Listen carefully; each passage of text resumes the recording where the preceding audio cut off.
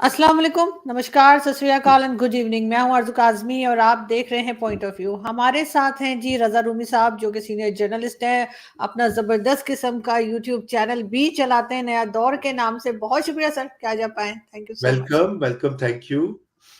Sir, सबसे पहले आपसे पूछना चाहेंगे, नई गवर्नमेंट आ गई आखिरकार, सब लोग एक तरह से सेटल हो ही गए हैं। क्या कहेंगे आपके एक बार फिर क्या आईएमएफ और वर्ल्ड बैंक और इसी के सहारे मुल्क चलाया जाएगा, या कोई एनर्जी सेक्टर में काम होगा और पाकिस्तान खुद भी कुछ कोशिश करेगा कि अपने पाँव पे खड़ा हो सके? जी, आरज़ू देखें, पाकिस्तान का मसला ये है कि पाकिस्तान में जब भी कोई तब्दीली आती है, तो वो तब्दीली नहीं होती, वो मोर ऑफ द सेम ही होता है। यानी कि अभी भी आप देखें कि पहले हमने देखा कि एक हाइब्रिड गवर्नमेंट थी, इमरान खान और एस्टेब्लिशमेंट ने मिलके बनाई। अब दूसरी गवर्नमेंट आ गई है, अब कहने को वज़ीर-ए-आज़म तो बदल गए हैं, बल्कि ये तीसरी गवर्नमेंट आ रही है, तो ये भी हाइब्रिड गवर्नमेंट ही है। शहबाज शरीफ साहब फ्रंट पे हैं, पीछे उनके एस्टेब्लिशमेंट है और उनको अभी बैक कर रही है। अब देखें कब तक उनका आपस में चलता है। जिस दिन नहीं चलेगा, कोई लड़ाई खटपट हो जाएगी, तो धड़ाम से गिर जाएगी गवर्नमेंट, जो हम देखते आए हैं। और यही वजह है कि जो पाकिस्तान की माशी सूरत हाल है, दिवालिया निकला हुआ है, उस वजह से भी बड़ी कम लिमिटेड ऑप्शंस है इस गवर्नमेंट के पास भी। और आईएमएफ के पास इनको जाना पड़ेगा। ऑलरेडी उसकी तैयारियां हो रही है प्रोग्राम की, क्योंकि अगर आईएमएफ का प्रोग्राम नहीं मिलेगा, तो जो पाकिस्तान ने कर्जा लिया हुआ है बहुत ज्यादा, hundreds of billions of dollars जो है, उसको वो उसका सूद और उसका प्रिंसिपल वापस करना होता है। तो 25 बिलियन डॉलर तो इस साल देना है, और हर साल अगले 3 साल 25-25 बिलियन डॉलर्स देने हैं। तो इसलिए आईएमएफ, फिर वो आईएमएफ ही आपकी पॉलिसी सेट करता है। आईएमएफ ही कहता है कि आपने क्या टैक्स कौन से लगाने हैं, कैसे लगाने हैं, और हमारी पे जो गवर्नमेंट होती है बस वो अंगूठा लगाती है और लोगों पे उसका बर्डन जाता है। लोग रोते धोते हैं बेचारे, क्या करें, वो उनके पास कोई कुछ चारा नहीं होता, और हमारा ये काम चलता है। असल में हमारी एलिट्स को आदत पड़ गई है कि वो जो फायदे उठाते हैं गवर्नमेंट से, स्टेट से, वो खुद कुछ वापस देते नहीं है, ना टैक्सेस में देते हैं, ना कोई और कंट्रीब्यूशन करते हैं। वो कहते हैं बस जी हमारा काम यूं चलता रहे, एड आ जाए, आईएमएफ से पैसे आ जाए, कर्जे आ जाए, तो मामला चलता रहे। जी। मगर सर, अभी तो इन्होंने प्रॉपर्टी टैक्स भी कह रहे हैं कि बढ़ा दिया है, साथ बोरिंग का पानी जो होता है उसके ऊपर भी टैक्स लगा दिया है।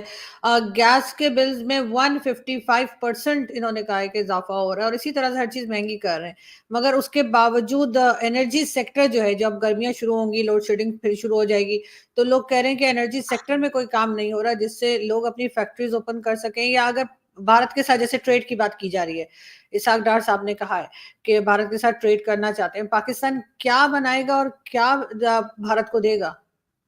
जी, देखिए, पहली तो ये बात है कि जो आपने कहा एनर्जी सेक्टर का, देखिए वो यही बात है कि आईएमएफ भी गवर्नमेंट से कहता है कि आप इस्लाहात करें, एनर्जी सेक्टर में भी इस्लाहात करें, रिफॉर्म्स करें। आपको पता है हमारे यहाँ बिजली भी चोरी होती है। 25 से 30% जो लाइन लॉसेस हैं, वो मतलब जनरेट होते हैं, लेकिन वो पुराना ट्रांसमिशन सिस्टम है, चोरी है, वो लोगों तक पहुँचती नहीं है। तो एक तो वो बहुत बड़ा मसला है, उसको प्लग करने की ज़रूरत है। फिर ये जो एक हम गर्दिशी कर्ज़ा लेते हैं, सर्कुलर डेट, हर साल वो लेकर तो पावर प्लांट्स को पे करते हैं, उसको भी ठीक करने की ज़रूरत है।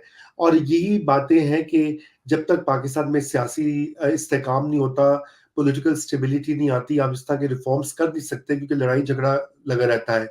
तो ये अब मुल्क को ठीक करने के लिए रिफॉर्म्स की बहुत ज़रूरत है, और यही इस वक़्त बहुत बड़ा चैलेंज है इस गवर्नमेंट के लिए भी।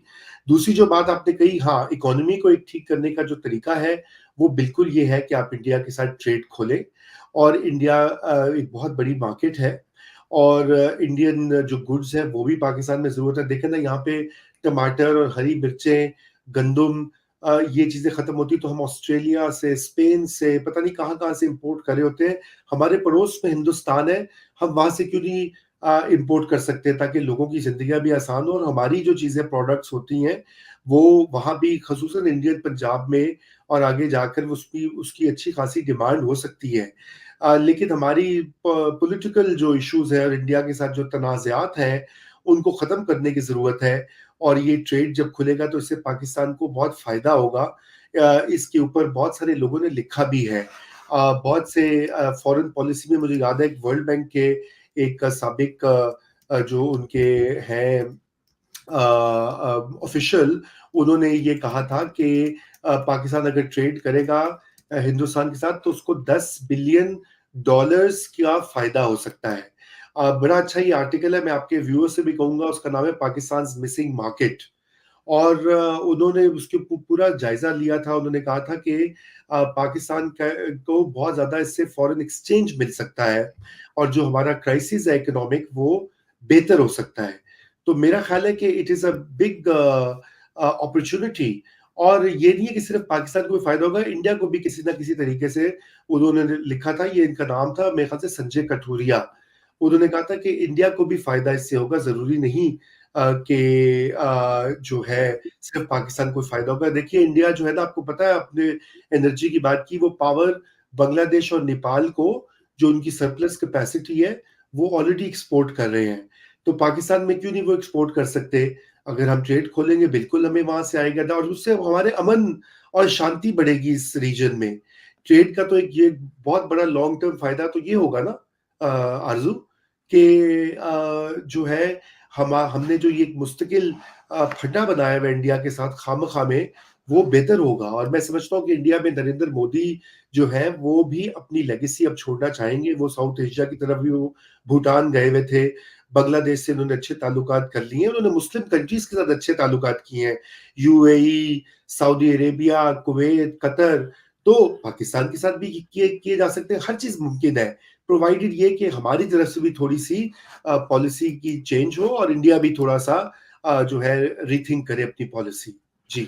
मगर सर भारत का कहना तो ये है कि जब भी पाकिस्तान के साथ बातचीत की जाती है या कभी भी उनके प्राइम मिनिस्टर अगर यहाँ कोई विजिट कर लें, जैसे लास्ट पीएम मोदी का विजिट था या कुछ भी, तो वो कहते हैं उसके बाद कुछ ना कुछ ऐसा हो जाता है कि चाहे वो नॉन स्टेट एक्टर का नाम लगा दें या कुछ कर दें, कभी कोई अटैक कभी कुछ, तो वो इस बात से भी घबरा रहे हैं कि पाकिस्तान जो है वो अपनी तरफ जो है से लोगों को रोक नहीं पा रहा, जो जाके भारत में कुछ ना कुछ गड़बड़ करते हैं।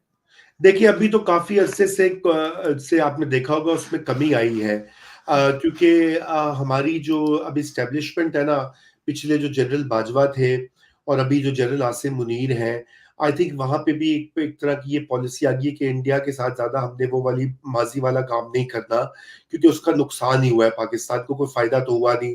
ना तो कश्मीर आजाद हुआ, ना कोई इंडिया को नुकसान पहुंचा। इंडिया तो तरक्की पे हम्म। तरक्की कर रहा है, दुनिया की मार्केट्स को एक्सप्लोर कर रहा है, चांद पे अपनी वो भेज रहा है मिशन, मार्स पे भेज रहा है।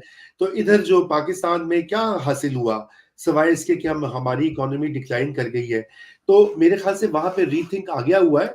और अभी आपको पता है हमारे वजीर खजाना जो नए फाइनेंस मिनिस्टर इसहाक डार, उसने ये कहा, कल कल ही उन्होंने कहा कि जी हम इंडिया के साथ ट्रेड बेहतर करना चाहते हैं। तो मैं जो जिस स्टडी का आपको बात कर रहा था वर्ल्ड बैंक की, उन्होंने उनका ये कहना था कि पाकिस्तान की जो एक्सपोर्ट्स हैं वो 80% इंक्रीज कर सकती हैं, और उससे पाकिस्तान की जीडीपी भी इंक्रीज करेगा। और जो अभी $31 बिलियन की टोटल हमारी एक्सपोर्ट्स होती है, 2022 में $31 बिलियन की थी, वो $15-20 बिलियन बढ़ जाएंगी। तो अब इसके बारे में सोचना, ये ना पाकिस्तान की स्टैब्लिशमेंट को सोचना है और इसकी पॉलिटिकल हमारे जो लीडर्स हैं उनको सोचना है कि क्या चीज बड़ी है, अपने मुल्क को बचाना है, मईशत को बचाना है, लोगों की हम्म। हालत बेहतर करनी है, या जिहाद जिहाद करना है। वो पॉलिसी जिसका कोई फायदा नहीं हुआ और उल्टा वो पाकिस्तान के गले पड़ गए हैं जिहादी। अभी देखे ना टीटीपी जो करी है पाकिस्तानी सोल्जर्स को और पाकिस्तान के पुलिस ऑफिशियल्स को, पाकिस्तान पे 1000 हमले हुए हैं पिछले चंद सालों में अफगानिस्तान की तरफ से। वहां पे तालिबान को बिठा के बड़े खुश हो गए कि जी हमने कोई बड़ा फतह कर लिया है, वो उल्टा इनके गले पड़ गए हैं। गुड तालिबान बैड तालिबान करते थे।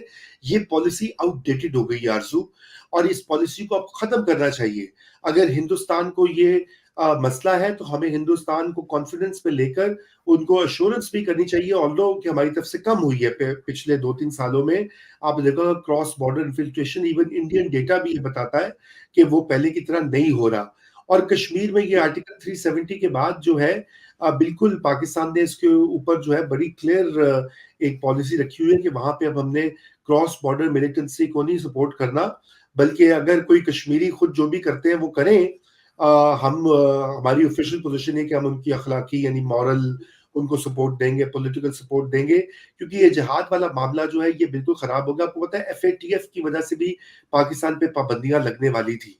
उन्होंने यही कहा था कि आप सारे ये टेररिस्ट सेल्स और टेरर ग्रुप्स की जो फाइनेंसिंग है उसको कंट्रोल करें, तो बहुत कंट्रोल हुआ है।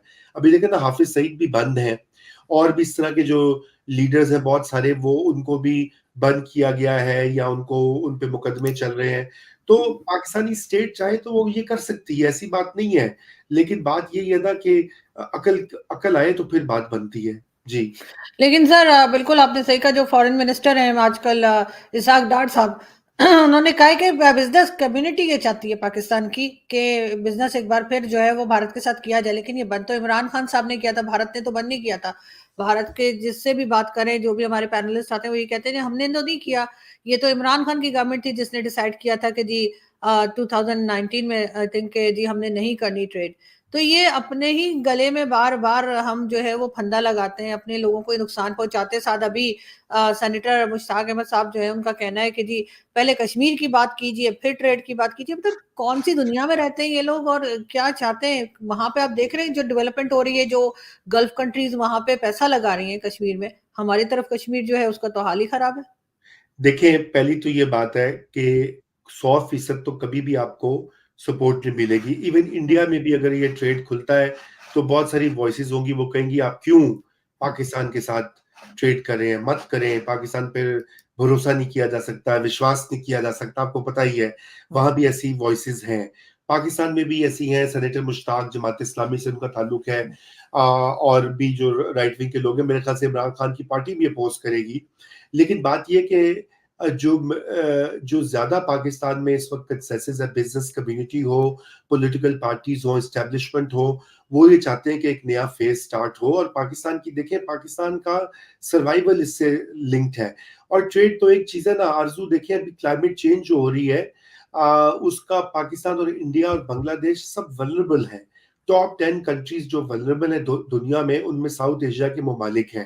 तो अगर आप ट्रेड नहीं करेंगे, आप बातचीत नहीं करेंगे, आप अपने मिशंस नहीं चलाएँगे, सफ़ीर नहीं भेजेंगे, तो कैसे आप अपना मुल्क और मुस्तकबिल चलाएँगे? अब ये एक सवा डेढ़ अरब लोगों का एक रीजन है, हमें उनका भी सोचना है। तो हमें ये पेटी पॉलिटिक्स छोड़नी होगी, पहली तो ये बात है। दूसरी बात, सॉरी मैंने गलती से इसहाक डार को वज़ीर ख़ज़ाना कह दिया था, वज़ीर फॉरेन मिनिस्टर है वो। सर वो कुछ ना कुछ रहते हैं, हमें खुद समझ नहीं आती वो आजकल हाँ, हैं नहीं क्या? वो बनना तो चाहते थे वज़ीर ख़ज़ाना, लेकिन उनको नहीं बनने दिया गया और इसलिए फॉरेन मिनिस्टर बना दिया गया। हुँ, तो बात ये है कि दूसरी बात जो मैं आपको कह दूँ कि मैं आपको एक एग्ज़ाम्पल देता हूँ। इंडिया और चाइना जो है राइवल्स हैं। उनके दरमियान भी बॉर्डर डिस्प्यूट है। हुँ, अभी 2 साल पहले उनका तकरीबन एक टाकरा भी हुआ था, बड़ा सख्त किस्म का बॉर्डर पर।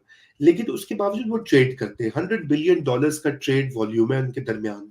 अच्छा, इसी तरह चाइना और ताइवान जो है वो उसने चाइना को छोड़ दिया हुआ है, तो उसको तस्लीम नहीं करता चाइना। वो कहता है कि ये हमारा हिस्सा है, वापस हमने इसको अपने मेनलैंड चाइना में लेकर आना है, लेकिन वो भी $125 बिलियन का ट्रेड करते हैं आपस में। देखिए ना, जो लोग समझदार होते हैं, समझदार कौमें होती हैं, वो इस चीज़ को नहीं देखती। वो कहते हैं डिस्प्यूट्स हैं, उनका वक़्त लगेगा, उन पे बातचीत होगी, कोई तरीका निकलेगा, पहले अपनी मईशत को ठीक करें, अपने लोगों को रिलीफ दें। तो हमें भी यही पॉलिसी फॉलो करनी चाहिए, रैशनल होना चाहिए। हर वक़्त हम ये नहीं कर सकते कि इंडिया ऐसा है, इंडिया वैसा है। देखिए ना, अभी अभी पाकिस्तान में आपको पता है बड़ी तनकीद होती है मोदी पे, कि जी मोदी ने ये कर दिया मुसलमानों के साथ, मोदी ने वो कर दिया। ठीक है, मोदी जी की बहुत सी पॉलिसीज़ को मैं खुद भी तनकीद करता हूँ, मैंने लिखा भी है उसके बारे में। लेकिन क्या पाकिस्तान में माइनॉरिटी सेफ है? क्या पाकिस्तान माइनॉरिटीज़ के साथ वो काम नहीं करता? क्या बांग्लादेश में माइनॉरिटीज़ के साथ वो नहीं हो रहा? श्रीलंका में नहीं हो रहा? तो बात ये है कि ये हम एक-दूसरे के ऊपर कीचड़ उछालेंगे, इल्ज़ाम लगाएँगे, कोई फ़ायदा नहीं होगा। अगर हम ठीक, मैं आपको एक चीज़ की गारंटी दूँ, अगर पाकिस्तान इंडिया की नॉर्मलाइज़ेशन होती है ना, तो इंडियन मुस्लिम्स को भी फ़ायदा होगा लॉन्ग टर्म में। वो इसलिए फ़ायदा होगा कि फिर वो जो एक पूरा नैरेटिव है ना कि पाकिस्तान एक अटल दुश्मन है, हमेशा के लिए दुश्मन है, वो थोड़ा-सा ठंडा पड़ जाएगा। वो फिर पॉलिटिकल जो नैरेटिव है वो कम हो जाएगा, उससे फिर मुसलमानों पे जो अटैक्स होते हैं, जो भी वो एक प्रेजुडिस वगैरह हुँ। होता है, वो उसमें कमी होगी। तो ये फ़ायदा ही होगा। इसी तरह पाकिस्तान में जो हिंदू रहते हैं, सिंध में रहते हैं, थरपारकर में और सिंध के डिस्ट्रिक्ट्स में अच्छी खासी तादाद है, हमारी पार्लियामेंट में भी हैं वो, तो उनकी भी लाइफ़्स बेहतर होंगी। ये फ़ोर्स्ड कन्वर्जन्स वगैरह जो होती है पाकिस्तान में, हमें हमें ये सोचना है कि हम कैसे कोई भी मुल्क जो है वो अपनी माइनॉरिटीज के प्रोटेक्शन के बगैर जमहूरियत का दावा नहीं कर सकता। ये सारी चीजें इंटर रिलेटेड है। ट्रेड का मैंने इसलिए जिक्र किया आपसे, ट्रेड होगा, अच्छे ताल्लुकात होंगे और कुछ सेम्बलेंस ऑफ नॉर्मेलिटी आएगी, तो फिर आगे अगली बातों पे भी बात हो सकेगी और अगली बातों भी मैनेज की जा सकती है। लेकिन इस सूरत हाल में आपने ये हिंदू मुस्लिम इंडिया पाकिस्तान दुश्मनी बना के आपने कितनी और जनरेशन को तबाह करना है। ऑलरेडी 3-4 जनरेशन जो है वो तबाह हो गई हैं इस पूरे प्रोसेस में। बिल्कुल ऐसा ही है सर, लेकिन आई विश के लोगों को अक्ल आए और यहाँ पे कुछ बेहतर सोचें, क्योंकि हम ना सही नेक्स्ट जनरेशन के लिए कुछ अच्छा हिंदुस्तान पाकिस्तान छोड़ के जाएं। मगर सर अफगानिस्तान के साथ भी बहुत टेंशन है पाकिस्तान की, और आप देख रहे हैं किस तरह से वहां से भी मुसलसल धमकियां आती रहती हैं। और ये और बात है कि जैसे आपने भी कहा, हमने ही जाके गवर्नमेंट बनाई और बड़ा कावा शावा पिया गया था वहां पे, लेकिन अब यह सारा काम उल्टा पड़ गया है। नहीं तो उल्टा पड़ा ना, तो वो देखे ना, वो जो हमारा था पूरी पॉलिसी थी, वो पॉलिसी जो है वो एक्सपोज हो गई ना, पिट गई ना। इन्होंने कहा था जी तालिबान आएंगे, तालिबान जो है ना वो इंडिया के साथ कभी बातचीत नहीं करेंगे, हमारी स्ट्रेटेजिक डेप्थ मिल जाएगी अफगानिस्तान में। अब तालिबान और इंडिया के भी राब्ते हो रहे हैं आपस में। अभी वो आए हैं कि जी वो ट्रेड की भी बात कर रहे हैं। अच्छा, ये सारी फैंटेसीज होती हैं। ये फेल्ड प्रोजेक्ट है, फेल्ड पॉलिसी है आरजू। और यही वजह है कि हमें जो अफगानिस्तान पे ये अपनी पॉलिसी को बदलना होगा। तालिबान से हमें कोई फायदा नहीं हुआ, उन्होंने टीटीपी को जगह दी हुई। अभी आपने देखा कि रशिया में जो आईसिस ने अटैक किया इतना बुरा मॉस्को में, पता नहीं कितने, एक 133 कल तक थे लोग, वो बेचारे मासूम सिविलियंस मारे गए। और उसके बाद तो इस्लामिक स्टेट जो है वो भी, अभी इस्लामिक स्टेट खुरासान जो है वो अफगानिस्तान से ऑपरेट कर रही है। आईसिस को वहां पे अड्डे मिले हुए हैं, तहरीक तालिबान पाकिस्तान को मिले हुए हैं। आप इस तरह की एक लॉलेस किस्म की अनगवर्नड एक जगह बनाते हैं जहां पे तबाही फिरी हुई है, तो फिर अब यही होता है ना। तो अब हमें वो भी कैलिब्रेट करने की जरूरत है। उसके लिए भी हमें इंडिया से, रशिया से, यूएस से बात करके अपनी पॉलिसी को बदलना होगा। ये नहीं हो सकता, ये पुरानी चीजें फेल हो गई हैं। हम तो कब से 10-15 सालों से यही कह रहे हैं। उसका खमियाजा भी, गालियां भी खाते हैं, मैंने तो गोलियां भी खाई इसी वजह से कि भाई आप ये ना करें। ये cross border terrorism, cross border militancy, इसका कोई फायदा नहीं होता। ये इससे आपको नुकसान होता है। आप हमें ये छोड़े ना, इंडिया को क्या नुकसान होता है, मॉस्को को क्या होता है, या ईरान को क्या होता है, हमारे अपने मुल्क को जो हो रहा है नुकसान आरजू।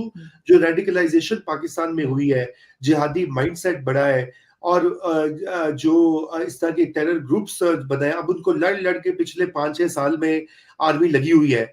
उन्हीं को कभी जाके कहीं अटैक करते हैं, कभी कहीं अटैक करते हैं, कभी कोई चीज पकड़ते हैं। तो पहले कर लेते तो ना हम इस मुसीबत में आते। तो सर अब भारत तो कई बार कह चुका है कि जैसे हमारे यहाँ वो दाऊद इब्राहिम और उसके साथ हाफिज सईद और मसूद अजहर और कितने ही लोग जो है उनकी लिस्ट दी जाती है कि जी पाकिस्तान के पास है या पाकिस्तान में है, तो वो और कोई ना सही हाफिज सईद को ही पकड़ा दें इंडिया को कि लो भाई कर लो जो करना है। और वैसे भी वो तो कई बार सबूत भी दे चुके हैं कि जो इन्वॉल्वमेंट रही बॉम्बे अटैक में और सारा कुछ, लेकिन पाकिस्तान कुछ मानता ही नहीं है, हर चीज पे ना कर देते। इमरान खान को जेल हो सकती है, लेकिन हाफिज सईद हाउस अरेस्ट है। अजीब सी बात नहीं लगती आपको? देखिए, बात ये है कि वो आपकी बात ठीक है, लेकिन ये है कि हाफिज सईद को बंद तो किया हुआ है ना। तो कुछ पहले तो बिल्कुल इजाजत थी कि वो जी अपनी पार्टी बना रहे हैं, अपने वो मदरसे चला रहे हैं, अपनी चैरिटी चला रहे हैं। अब तो वो बड़ा कम किया हुआ है FATF के बाद। तो उसके बिल्कुल। बेटे ने तो अभी लिया था, हाफिज हाँ सईद के बेटा, बेटे ने तो लेकिन बेटा इलेक्शन में उसका था। डायरेक्टली देखो उस पे तो अ, उन एक्टिविटीज में शायद नहीं है, जहां तक मुझे मालूम है। हो सकता है मेरी मालूमात गलत हो।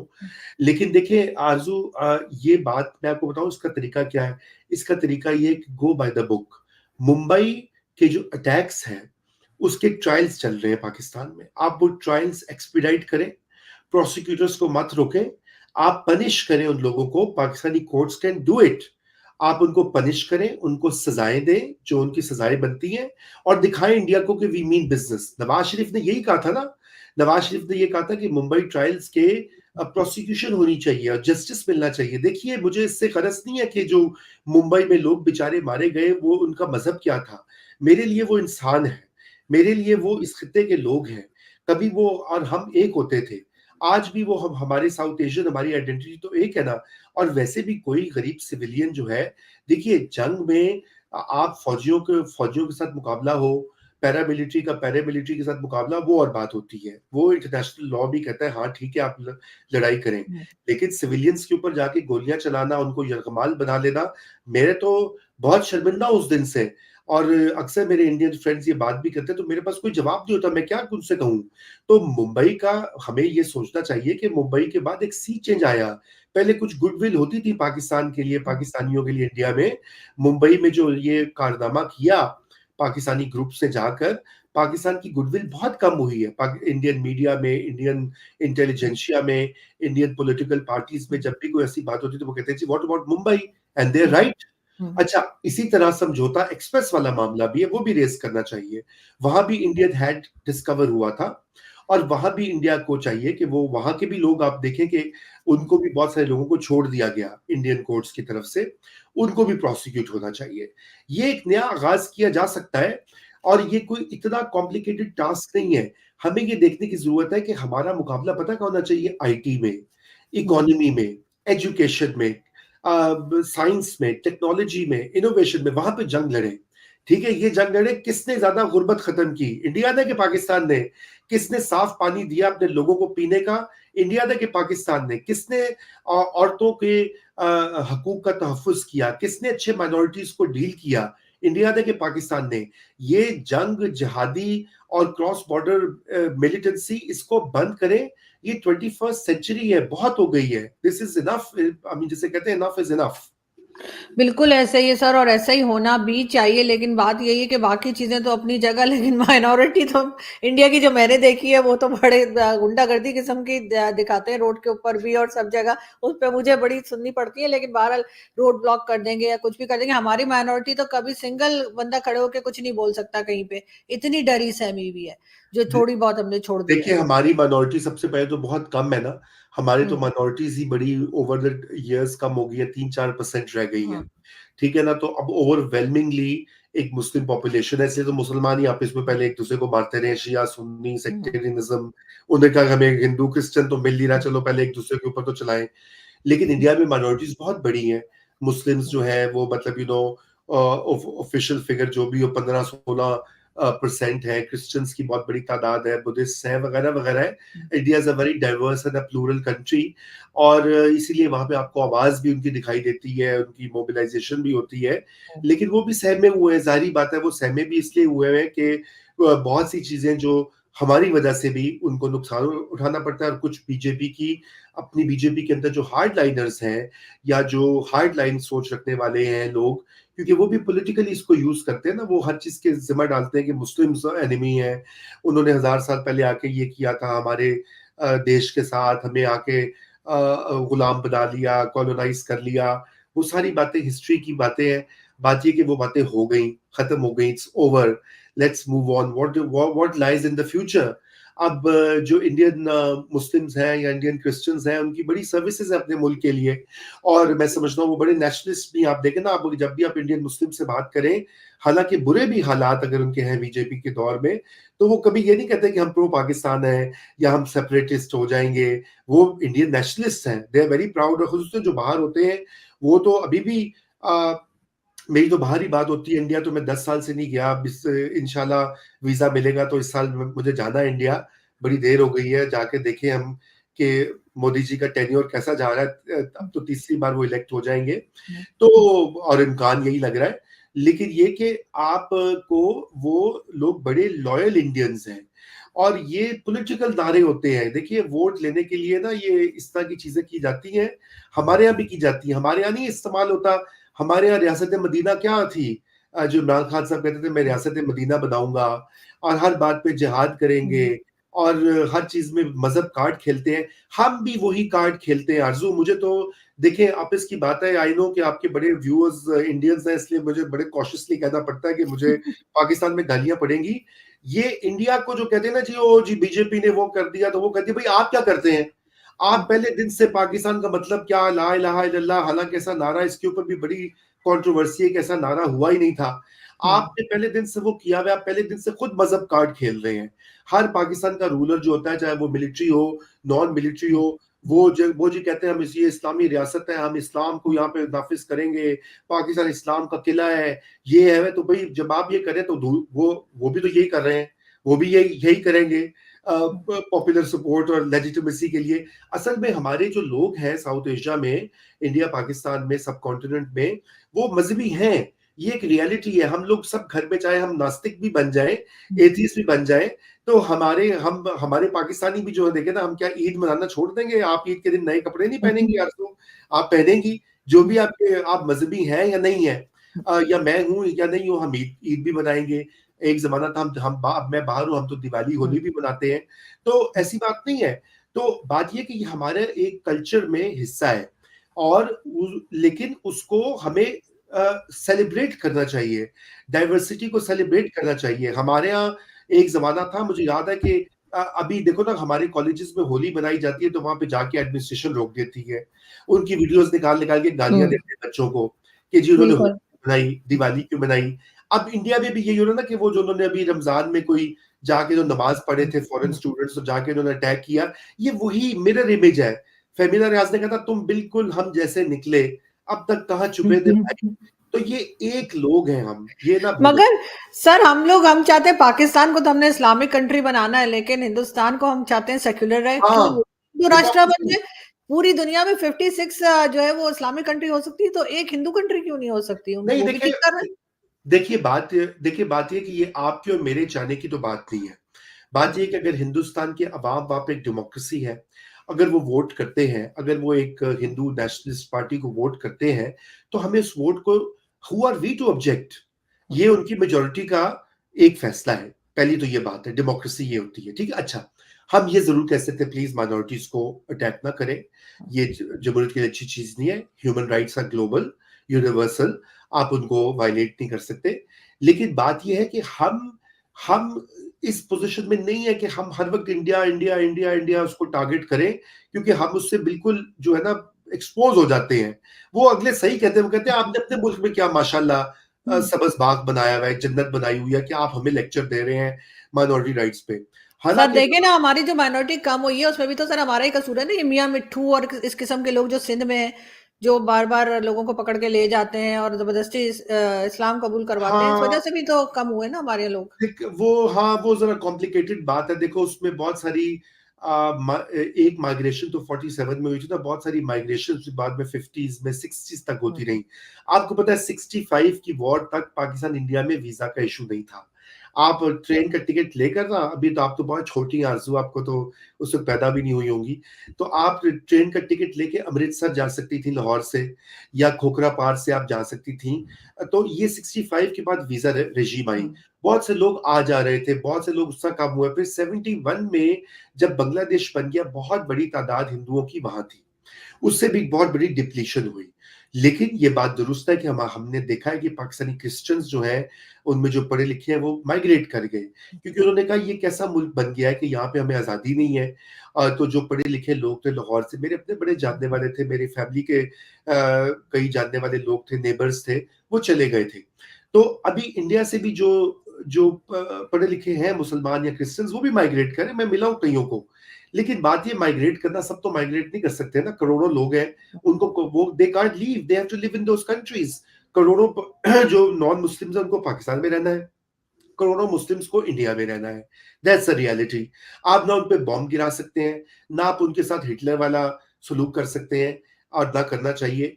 आपको तरीका निकालना है, how to coexist, how to give everyone their rights. Democracy में ये पॉसिबल होता है। इंडिया में डेमोक्रेसी है, जितनी भी फ्लॉड है, जितनी भी उसको मैनिपुलेट किया गया है, डेमोक्रेसी है वो। हमने तो अपनी डेमोक्रेसी को बार बार हम खंजर लगाते हैं। कभी कोई एक हाइब्रिड रेजिम आती है, कभी एक प्राइम मिनिस्टर को निकालते हैं, कभी एक दूसरे को निकाल देते हैं, मौका ही नहीं देते। तो बात यह है कि मैं वही आपसे कह रहा हूं कि अगर इंडिया पाकिस्तान अपने ताल्लुकात ठीक करेंगे, ये मसला 50-60% वहीं पे हल हो जाएगा। उसके बाद जो 50-60% रह जाएगा, वो फिर हमें अपने मुल्कों के अंदर खुद ठीक करना होगा। और ये कोई बड़ी रॉकेट साइंस नहीं है, कोई बड़ा इशू नहीं है।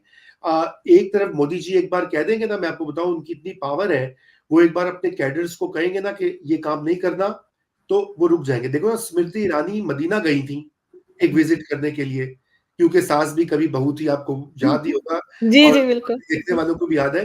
वो मदीना गई, मदीना एक होली साइट है हम मुसलमानों की, second most important Holi site है। वहां पे गई, उन्होंने ट्वीट भी किया, तस्वीरें खिंचवाई। सऊदी अरेबिया के साथ इन्वेस्टमेंट कर रहे हैं तो आखिर चली गई ना। सऊदी से भी उनको वेलकम किया। सऊदी से ये तो नहीं कहा, हो स्मृति तुम भाजपा की मिनिस्टर हो, तुम तो मुसलमानों की दुश्मन हो, ऐसा नहीं हुआ। मोदी जी को जब प्राइम मिनिस्टर नवाज शरीफ थे, उन्होंने अपने घर पे बुलाया अपनी बेटी की अपनी नवासी की शादी पर। तो मोदी जी आए उनके घर पर, आए, उनके साथ खाना खाया एक ही मेज पे। मोदी जी ने तो ये नहीं कहा है आए हाय ये तो मुसलमान घर है, बर्तन अलग होने चाहिए, खाना जो है मैं तो उनके हाथ का खाना नहीं खाऊंगा। वो बिल्कुल आए। ये इस तरह मुमकिन होता है, ये पॉसिबल होता है, ये लीडर्स को करना पड़ता है। अब वो दुबई यूएई में टेंपल खुल गया है, यूएई में पहले इजाजत नहीं थी, एक बहुत बड़ा टेंपल वहां पे बना है, इजाजत दी है ना। देखो बिल्कुल। ये जब ताल्लुकात ठीक करती हैं स्टेट्स, आपस में एक तरीका निकालती हैं, तो फिर ये मसले मसले ठीक हो जाते हैं। अब यूएई में तो बड़े कट्टर मुसलमान है ना, सऊदी से हमसे वो तो हमारे बाप है मुसलमान इस्लाम में। तो वो अगर इंडिया के साथ ताल्लुकात ठीक कर रहे हैं, इंडियन मिनिस्टर्स को रॉयल वेलकम दे रहे हैं, तो हम क्यों नहीं कर सकते? हमारे आए ना, बिल्कुल आए, बीजेपी का डेलीगेशन आए। इस गवर्नमेंट को चाहिए कि वो शुरुआत करे, वहां भी अच्छा मैसेज जाएगा हिंदुस्तान में। पाकिस्तान में भी अच्छा मैसेज, जो anti India anti Hindu bullshit जो हमने क्रिएट की हुई है, दिमागों में डाली हुई है कि हिंदू दुश्मन है, हिंदू बनिया है, मकार है, ये सारा प्रोपेगेंडा खत्म हो जाएगा। आप यकीन, होना चाहिए। 3-4 साल लगेंगे। आई नो कि मैं बड़ी आइडियलिस्टिक बातें कर रहा हूँ, और आई नो आप थोड़ी सी स्केप्टिकल हैं, शक कर रही हैं कि ऐसा होगा नहीं, हो नहीं, नहीं सकता है। सर, हो जाएगा सर, क्यों नहीं हो हमें सकता? अगर जी, हमें बात करनी चाहिए, हमें हर हाँ, वक्त उनको याद कराना चाहिए कि आपने लोगों की जिंदगियों को दांव पे लगाया हुआ है। पाकिस्तानी हिंदुओं को आप कभी कहते हैं तुम इंडिया चले जाओ, तुम मुल्क दुश्मन हो, सिखों को के बारे में जो करते हैं, उनको अटैक्स करते हैं, पेशावर में कितने अटैक्स हुए हैं। उधर इंडिया में मुसलमानों को कहते हैं जाओ पाकिस्तान जाओ, यहाँ क्यों बैठे हो, किसी को ताना देना होता तो कहते हैं पाकिस्तान जाओ। तो it's the same, you know. I know scale फर्क है, क्योंकि वहां पे इंडिया बड़ा मुल्क है, ज्यादा बड़ा मीडिया है, बड़ा सोशल मीडिया है, चीजें सामने आ जाती हैं। We are a smaller country, और जैसे आपने कहा कि दबा लेते हैं, कम है नंबर्स, लेकिन बात यह कि we have to find a way. Minorities का इशू भी हो, इकोनॉमी का इशू हो, क्लाइमेट चेंज का इशू हो, कोई चारा नहीं है इंडिया पाकिस्तान पीस के अलावा। और ये स्टेप बाय स्टेप होगा, मुश्किल होगा, दिक्कत होगी, रास्ते में रोड ब्लॉक्स आएंगे, कुछ रिवर्सल्स होंगे, कोई बात नहीं। बिल्कुल। दुनिया की तकदीर बदली है, हम भी बदलेंगे। फ्रांस जर्मनी ने कितने साल जंगें लड़ी, लड़ लड़ के, एक दूसरे को मार मार के, हमने तो इतनी ज्यादा, हमारी तो उस लेवल की कॉन्फ्लिक्ट भी नहीं हुआ, अगर लेकिन सर भारत के चाहे वो डॉक्टर जयशंकर हो या मोदी जी हो, उनके तो एक ही डिमांड है कि टेररिज्म रोकेंगे तभी बात होगी। अब पाकिस्तान टेररिज्म रोके तब की बात है ना। तो मैंने जैसे आपको कहा कि पाकिस्तान उसमें यकीन दहानी कराए, मुंबई की प्रोसिक्यूशंस करे, और इंडिया समझौता एक्सप्रेस के ऊपर जस्टिस दे, तो दे कैन डू इट। इतना बड़ा इसमें जिद बनाने की क्या जरूरत है? अना का इशू क्यों बना लेते हैं ना कि सम्मान जो है वो खराब हो जाएगा। तो आपको you have to find a way to to give a direction to this reason.